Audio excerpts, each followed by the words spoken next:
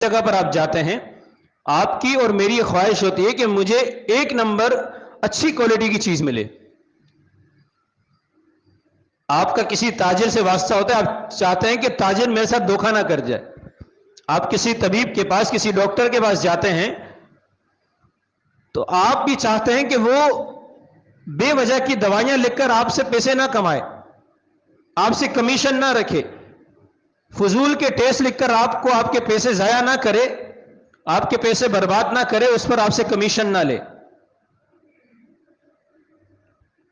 کوئی بھی چیز آپ خریدنے جاتے ہیں، آپ دیکھیں کہ آپ کی اور میری یہی خواہش ہوتی ہے کہ مجھے 1 نمبر چیز ملے، کوئی میرے ساتھ فراڈ نہ کرے، کوئی میرے ساتھ دھوکہ نہ کرے.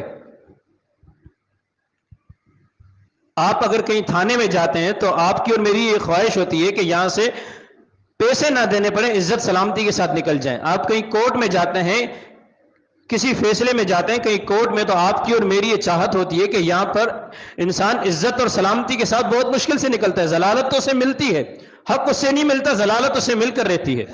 تو میں اور آپ یہ چاہتے ہیں کہ یہاں پر ہمارا معاملہ ایسا نہ ہو. آپ کہیں اسکول چلے جائیں تو اسکول میں آپ بچے کا ایڈمیشن کرانے جائیں، وہاں ایک الگ نوعیت کا کاروبار ہے.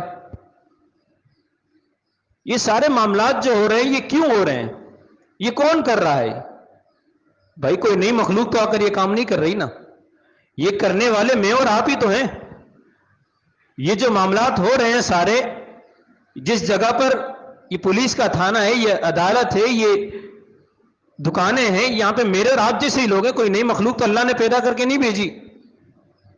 میں اور آپ یہ دیکھیں کہ چلو میں ایک ڈاکٹر نہیں ہوں، میں ڈاکٹر بن کے لوگوں کو نہیں لوٹ رہا، میں ایک پولیس کے محکمے میں نہیں ہوں، میں جج یا وکیل نہیں ہوں، لیکن جو کام میں کر رہا ہوں اس میں لوگوں کو ڈنڈیاں نہیں مارتا، اس میں لوگوں کو دھوکے نہیں دے رہا. جو ذمہ داری، جو کام اللہ نے مجھے سونپا ہے میں کر رہا ہوں، کہ وہ کام میں 100% صحیح کر رہا ہوں، اس میں نے کسی کے ساتھ کبھی کوئی دھوکہ نہیں کیا. اللہ کی قسم آج امانت ڈھونڈنے سے بھی نہیں ملتی. اگر انسان باہر نکل جائے تو امانت ڈھونڈتا پھر اس کو نہیں ملتی امانت. کوئی ایسا بندہ الا ماشاء اللہ جس پر اللہ کا رحم ہو، ایسا بندہ کوئی ایک آدھا نکل آئے کہ جو 100% امانت دار ہو. اور جو ایسا بندہ ہوگا کہ جو امانت دار ہوگا، اس کی زندگی میں آپ سکون دیکھیں گے، برکت دیکھیں گے. اس کی زندگی میں بھلے اس کے پاس پیسہ نہ ہو، لیکن اس کی زندگی میں ایک سکون ہوگا، اطمینان ہوگا، ایک امن ہوگا، پریشان نہیں ہوگا. اسی کے برعکس وہ بندہ کہ جو 2 نمبری کام کرتا ہے، یقین جانے اب اپنی پوری زندگی لگا لے، اس بندے کے پاس کبھی سکون نہیں ہوگا. میری بات کو ایک طریقے سے نہیں سمجھے گا، ایک طرف سے نہیں سمجھے گا. میں بات جو سمجھانا چاہ رہا ہوں وہ سمجھیے گا. امانت داری صرف یہ نہیں ہے کہ انسان نمازیں پڑھے، داڑھی رکھ دے، 5-6 شلوار سے اوپر کر دے، عورت یہ سمجھے کہ میں پردہ کر رہی ہوں، میں نماز پڑھ رہی ہوں. صرف امانت داری یہ نہیں ہے. امانت داری صرف یہ نہیں ہے. امانت داری میں اور بھی چیزیں آتی ہیں. انسان دوسری چیزوں کو چھوڑ کے صرف نماز پڑھے، داڑھی رکھ دے، 5-6 اوپر رکھے، صرف یہ امانت داری میں نہیں آتا. جعفر صادق رحمہ اللہ کی طرف ایک قول منسوب ہے کہ لا تنظروا الی صلاۃ الرجل طول و خشوع، کہ کسی بھی آدمی کی نماز کی طرف یہ دیکھ کر یہ اندازہ نہ لگاؤ کہ خشوع اور خضوع والا ہے، اس کی نماز میں خشوع اور خضوع ہے. کیا پتہ اس کی عادت ہو گئی ہو، اس کو سکون آتا ہو اس نماز پڑھنے میں، اس کو مزہ آتا ہو اس چیز میں، اس کی ایک عادت بن گئی ہے، مستقل کئی سالوں سے وہ پڑھتا ہوا آ رہا ہے. اگر اس کی ایمانداری کا اندازہ لگانا ہے کہ وہ کتنا سچا ہے، تو صدق حدیثی و ادائی و امانت ہی، کہ اس کی سچائی دیکھو، اس کی بات میں کتنی سچائی، اس کے معاملات میں وہ کتنا ایماندار ہے، دیانت دار ہے. اس چیز کو دیکھو، پتہ چل جائے گا کہ انسان امانت دار ہے یا خیانت دار ہے، انسان ایماندار ہے یا بے ایمان ہے. سیدنا عمر کی طرف ایک قول منسوب ہے، نبی علیہ السلام کی مرفوع حدیث بھی ہے، لا دین لمن لا امانت لہ، اس شخص کے پاس دین ہی نہیں ہے جس کے پاس امانت نہیں ہے، جو امانت دار نہیں ہے. میں اور آپ امانت داری اس کو سمجھتے ہیں کہ کسی نے میرے پاس 1000 روپے رکھوائے، 2000، لاکھ، 2 لاکھ، کروڑ میرے پاس کسی نے رکھوا دیے، اب مجھے وہ ادا کرنے، میں صرف اس کو امانت داری سمجھتا ہوں. صرف یہ امانت داری نہیں ہے کہ میں سمجھوں میں نے یہ کر لیا، میں امانت دار بن گیا، میں متقی بن گیا، میں پرہیزگار بن گیا. صرف یہ امانت داری نہیں ہے. امانت داری کیا ہے؟ جو ذمہ داری، جو کام اللہ نے آپ کو سونپا ہے، اللہ نے میرے اور آپ کے ذمہ لگایا ہے وہ کام مجھے اور آپ کو بالکل صحیح طریقے سے 100% ادا کرنا ہے. اگر میں اس کے ساتھ دھوکے کر رہا ہوں، نبی علیہ السلام کی حدیث ہے ما من عبد یسترعیہ اللہ رعیۃ یموت یوم یموت وهو غاش لرعیتہ، کہ جس کو اللہ نے کوئی ذمہ داری سونپی، اللہ نے کسی کو کوئی رعیت دی، اللہ نے کسی بھی سیٹ اپ پر کسی بھی معاملے میں کسی کو بڑا بنایا، چاہے وہ نیچے والا معاملہ ہو، چاہے حکومت کا معاملہ ہو، چاہے قوم برادری کا معاملہ ہو، چاہے دکان کا معاملہ ہو، چاہے گھر کا معاملہ ہو، کہیں بھی اللہ نے کسی بھی سیٹ اپ پر کسی کو بڑا بنایا، کسی کو عہدہ دیا، اس کے بعد اگر وہ اپنی رعیت کے ساتھ جب اس کی موت آتی ہے وہ غاش لرعیتہ، اور اپنی رعیت کے ساتھ وہ دھوکا کر رہا ہے، الا حرم اللہ علیہ الجنہ، اللہ نے اس پر جنت کو حرام کر دیا. ایک خطیب کے پاس یہ منبر امانت ہے، ایک امام کے پاس یہ مصلی امانت ہے، ایک مؤذن کے پاس یہ جگہ امانت ہے، ایک طبیب کے پاس، ایک ڈاکٹر کے پاس جانے والا مریض امانت ہے، ایک جج کے پاس، وکیل کے پاس، ایک بڑے افسر کے پاس جانے والا بندہ وہ امانت ہے، ایک اسکول میں جانے والا بچہ وہ اسکول والوں کے پاس امانت ہے، یہ مسجد انتظامیہ کے پاس یہ مسجد امانت ہے، یہ مدرسہ انتظامیہ کے پاس یہ امانت ہے. اگر ان میں سے کوئی بھی اپنی رعیت کے ساتھ جو اس کی رعیت میں اللہ نے جو ذمہ داری اس کو دی ہے اس کے ساتھ وہ دھوکے کر رہا ہے، وہ حق کے ساتھ نہیں چل رہا، تو پھر وہ قیامت کے دن جب اٹھے گا تو اس کا شمار غداروں کے ساتھ ہوگا. ينسب لكل غادر لواء یوم القیامہ، نشانی کے طور پر اللہ تعالیٰ قیامت کے دن ایک شخص کو جس نے اپنی ذمہ داری ادا نہیں کی اس کے ایک جھنڈا تھمایا جائے گا. یہ جھنڈا نشانی کے طور پر ہوگا کہ اس نے اپنی ذمہ داری کا حق ادا نہیں کیا. آج میں اور آپ دیکھیں میری اور آپ کی کیا ذمہ داری ہے، اللہ نے مجھے اور آپ کو کیا ذمہ داری دی ہے. میں اپنی ذمہ داری صحیح نبھا رہا ہوں. حکومت پہ تو میں بہت باتیں کرتا ہوں کہ یہ وہ ہیں، فلاں ہیں، یہ چور ہیں، یہ کرتے ہیں، وہ کرتے ہیں، کوئی شک نہیں، سب وہ کرتے ہیں، لیکن اللہ نے جو مجھے ذمہ داری دی ہے میں وہ پوری کر رہا ہوں. میرا جو کام بنتا ہے میں وہ کر رہا ہوں. سیدنا ابو ذر غفاری رضی اللہ عنہ نبی علیہ السلام کے پاس الا تستعملونی، کہ نبی علیہ السلام سے فرمایا مجھے کہیں کا عامل بنا دیجئے، کوئی گورنر بنا دیجئے. ان کا مقصد یہ تھا کہ میں لوگوں کی خدمت کر سکوں. ہمارے ہاں آج معاملات دیکھتے ہیں، الیکشن ہوتے ہیں، ہر بندہ کھڑا ہوتا ہے، سیٹ مانگتا ہے، ایک الگ معاملہ ہے، الگ موضوع ہے، اس کی تفسیر ایک الگ ہے. ابو ذر غفاری رضی اللہ عنہ کا مقصد تھا کہ میں کسی کے کام آ سکوں، بھلائی کے کاموں میں کسی کی مدد کر سکوں. اللہ کے رسول مجھے کئی عہدہ دیجئے. ہمارے ہاں تو عہدہ لینے کا مقصد کچھ اور ہی ہوتا ہے، انسان اپنے آپ کو بنائے، اپنا گھر بنائے، اپنے معاملات صحیح کرے، اپنی زندگی سیٹل کرے. علاقے والے گئے باہر میں جو معاملات ہیں وہ خود دیکھیں گے. لیکن ابو ذر غفاری کا مقصد یہ نہیں تھا، ان کا مقصد یہ تھا کہ کسی کے کام آ سکوں. ایک بہترین لیڈر اور قائد کی نشانی ہے. نبی علیہ السلام نے کیا فرمایا؟ یا ابا ذر انک ضعیف وانھا لامانہ، ابو ذر یہ تم کمزور ہو، یہ امانت ہے.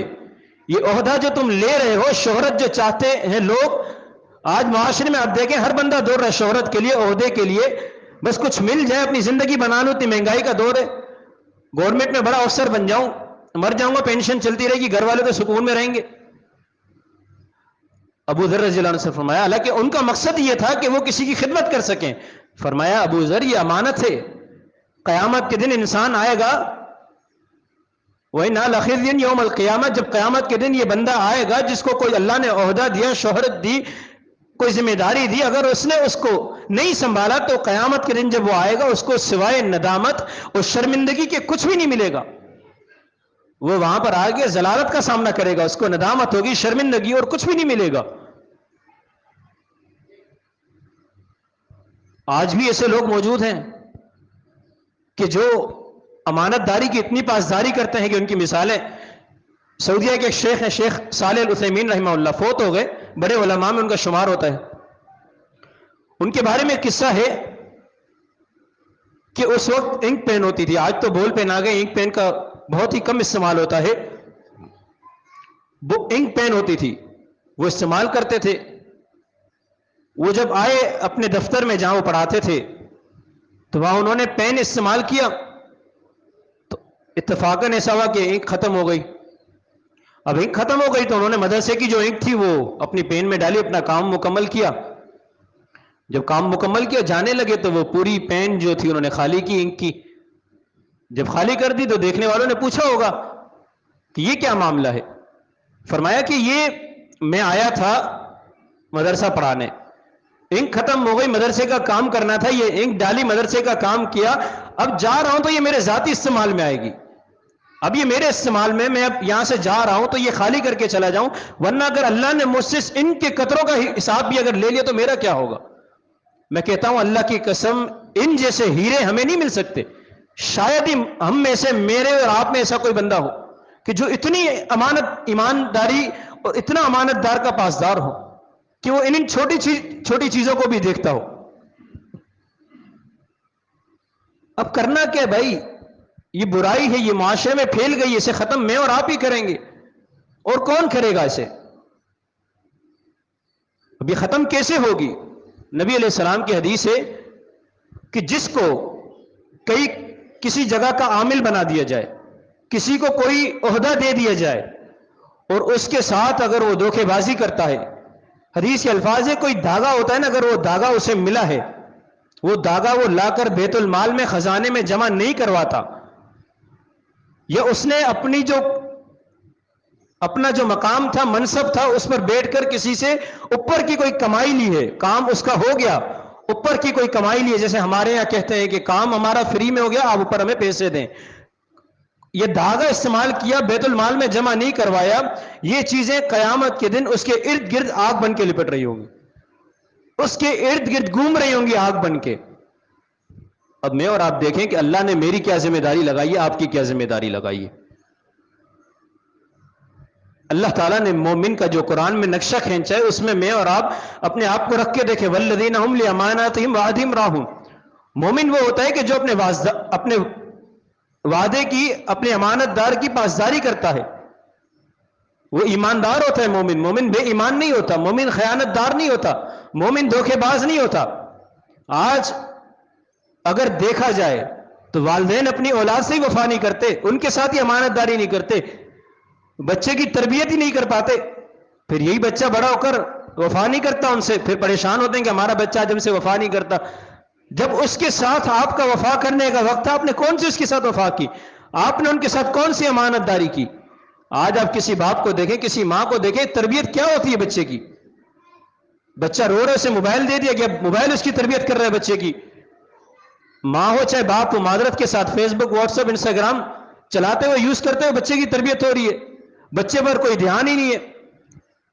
آپ کا بچہ یہ تکبر کر کے ابلیس کی طرح تکبر بھی کر سکتا ہے اور فرشتوں کی طرح سجدہ بھی کر سکتا ہے. اب یہ آپ پر ڈیپینڈ کرتا ہے کہ آپ اسے کیا کرواتے ہیں. آپ کا بچہ ابو جہل کی طرح جاہل بھی بن سکتا ہے اور سیدنا علی کی طرح عالم بھی بن سکتا ہے. اب یہ میرے اوپر, آپ پہ اوپر ہے کہ میں اور آپ اپنی اولاد کے ساتھ, ہمارے ارد گرد جو ہماری رعیت میں, ہم ان کے ساتھ کس طرح پیش آتے ہیں. کیا ہم ان کے ساتھ امانت دار ہیں؟ صرف یہ سوچیں کہ میں نے اپنی اولاد کے ساتھ امانت داری کی ہے, یا میں نے بھی ان کے ساتھ ایسی خیانت کی ہے, پھر کل جب میں بوڑھا ہو جاؤں گا تب یہی اولاد میرے ساتھ امانت داری نہیں کرے گی, پھر میں گھومتا پھروں گا ہر کسی کے پاس کہ ہمارے معاملات حل کرو.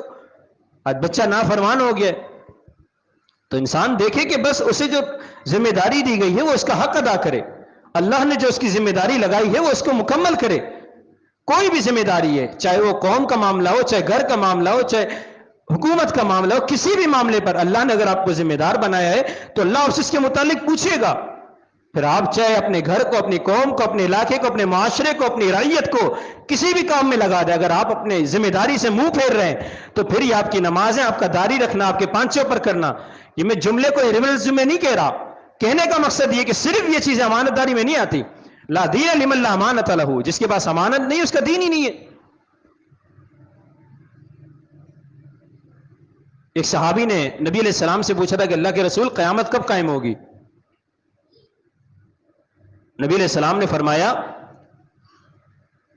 کہ جب ایسے بندے کو اہل بنا دیا جائے, ایسے بندے کو ذمہ داری دے دی جائے کہ جو اس کا اہل ہی نہیں ہے, ایک چیز جو نہیں سنبھال سکتا, اگر اس نے وہ چیز اٹھا لی سمجھ لو قیامت قریب ہے. اگر آپ دیکھیں تو چھوٹی چھوٹی نشانیاں قیامت کی, علم کا اٹھ جانا, خیانت کا پھیل جانا, قتل و غاری عام ہو جانا, زنا کا عام ہو جانا, یہ بڑی بڑی عمارتیں, چھوٹی چھوٹی جو نشانیاں ہیں یہ ساری میں نے اور آپ نے دیکھی ہیں مکمل ہوتی. اور بڑی بڑی جو نشانیاں وہ ایک ساتھ آئیں گی. نبی علیہ السلام کی حدیث ہے کہ ایک لڑی جب توڑ دی جاتی ہے تو موتی پے در پہ آتے ہیں. تو میں اور آپ قیامت کے دہانے پہ کھڑے ہیں. مجھے اور آپ کو اپنی اصلاح کی ضرورت ہے. جب ہمارے اوپر والے ایسے ہیں, ہمارے حکمران ہوں جن کے اندر ہم رعیت میں چل رہے ہیں, اگر وہ ٹھیک نہیں ہے تو ہمیں تو ٹھیک ہونا چاہیے.